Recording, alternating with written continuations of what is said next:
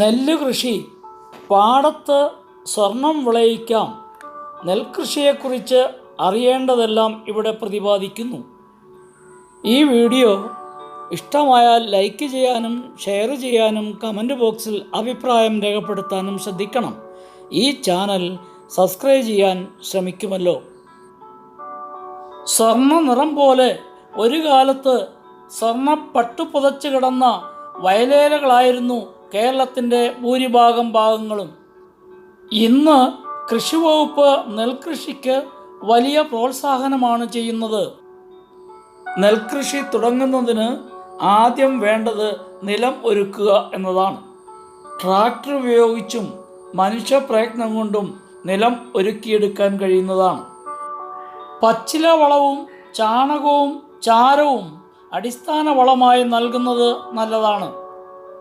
നെല്ല് വിത്തുകൾ മുളപ്പിച്ച് വിതച്ചും ഞാറുകൾ പറിച്ചു നട്ടും നെല്ല് കൃഷി ചെയ്യാവുന്നതാണ്.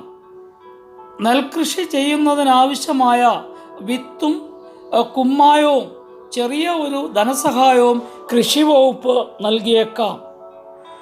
കരയിലും വെള്ളത്തിലും ഒരേപോലെ കൃഷി ചെയ്യാവുന്നതാണ് നെല്ല്. 110 ദിവസം മൂപ്പുള്ള ജ്യോതി ഇനത്തിൽപ്പെട്ട നെല്ല് ചെടികളാണ് ഈ കാണുന്നത്. ഞാറ് നട്ട് ഏകദേശം 3 ആഴ്ച കഴിയുമ്പോൾ കളകളൊക്കെ നീക്കം ചെയ്യേണ്ടതാണ്. അതിനുശേഷം നൈട്രജൻ, ഫോസ്ഫറസ്, പൊട്ടാഷ് അടങ്ങിയ NPK വളങ്ങൾ ചെയ്തു കൊടുക്കേണ്ടതാണ്.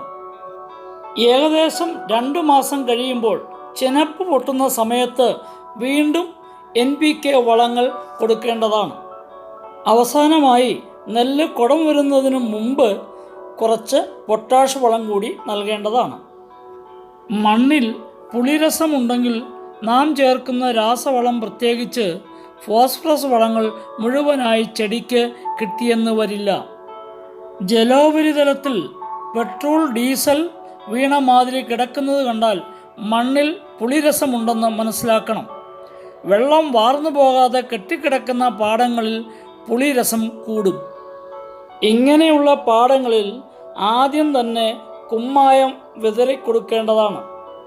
നെല്ലിൻ്റെ വിത്ത് നേരിട്ട് വിതയ്ക്കുന്നതിനേക്കാൾ മികച്ച വിളവ് ലഭിക്കുന്നത് ഞാറ് പറിച്ചു നടുന്നതാണ്.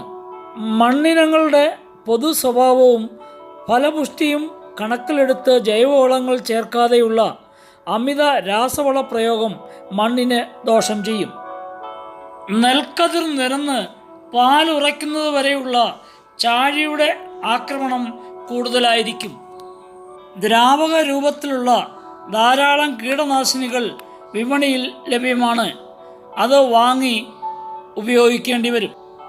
ഇതുകൂടാതെ മുഞ്ഞയുടെ ആക്രമണം, പുഴുവിൻ്റെ ശല്യം, പട്ടാളപ്പുഴു, ഓലയ്ക്കുണ്ടാകുന്ന മഞ്ഞളിപ്പ് തുടങ്ങിയ രോഗങ്ങളും നെൽച്ചെടിയെ ബാധിക്കാറുണ്ട്.